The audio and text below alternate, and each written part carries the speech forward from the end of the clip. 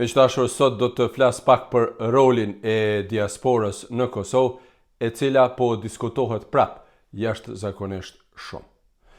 Diaspora e Kosovës ka qenë në qendër të vëmendjes në veçanti në rreth 4 dekadat e fundit. Ndaj saj ka pasur ndonjëherë edhe kritika nga disa qarqe, por asaj nuk mund t'i mohohet në asnjë mënyrë roli i saj i pazëvendësueshëm dikur dhe sot, e besoj edhe në të ardhmen, sepse Margata ka qenë dhe mbetet vetë boshti i shumë zhvillimeve ekonomike, sociale e politike në Kosovë dhe në vendet tjera tona të origjinës. Unë në asnjë mënyrë nuk dua të harroj rolin e diasporës në Shqipëri, Maqedoninë e Veriut, në Lugin, në Malsi dhe në të gjitha rajonat e banuara me shqiptar, por sot do të përqendrohem pak më shumë tek roli i diasporës në Kosovë dhe për këtë do të doja të bisedojmë dhe komentojmë së bashku këtu me ju. Kuptohet nëse doni. Po pse po e hap sot këtë temë?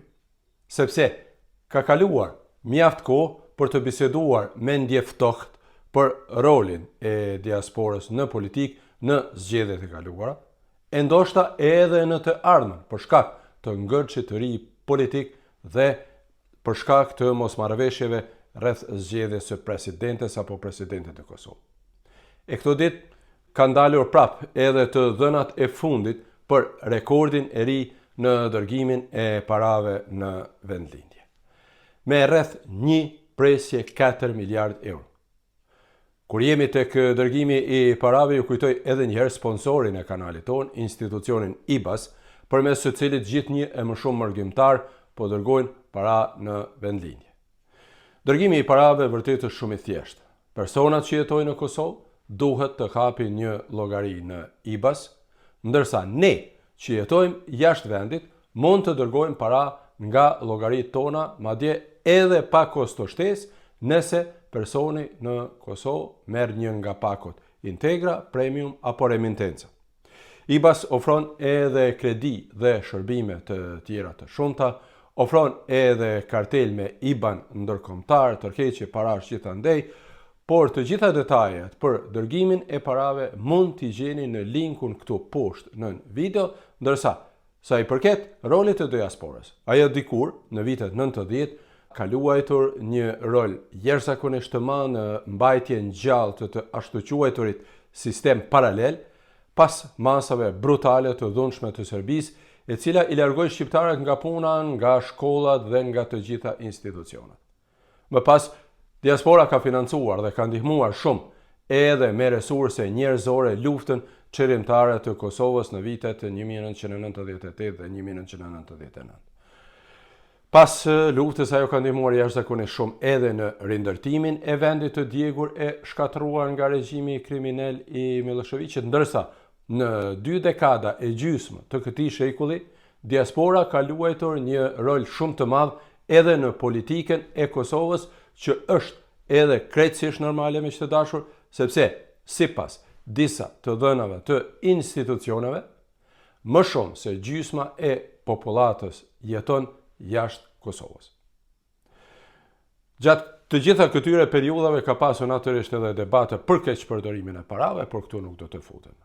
Në këtë çështje, pra në çështjet politike, ka pasur interpretime të ndryshme, për shkak se pikërisht diaspora ka luajtur rol vendimtar në 2-3 zgjedhjet e fundit. Sipas disa analizave, në veçanti zgjedhjet e fundit kanë qenë të vendosura për partinë vetëvendosje me partner nga diaspora, sepse ajo ka fituar më shumë se gjysmën e votave. Për këtë çështje ka interpretime të ndryshme, ka pasur dhe kritika, ka interpretime mes partive të ndryshme politike, por rreth rolit ekonomik të diasporës nuk ka kurfar dileme.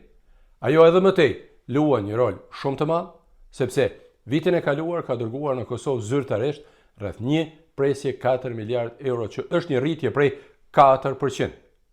Në vitin 2025 janë dërguar rreth 59 milion euro më shumë se sa një vit më parë.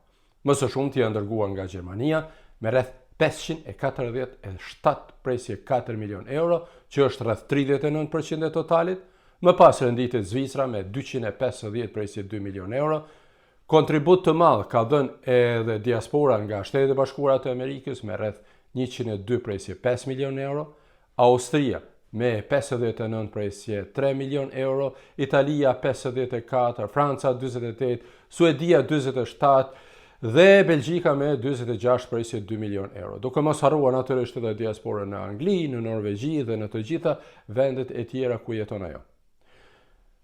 Përmenda vetëm disa prej vendeve, por diaspora nga të gjitha vendet ka dhënë një kontribut të madh, pra atje ku jeton. Dhe kjo dëshmon se roli ekonomik i diasporës është definitivisht i padiskutueshëm.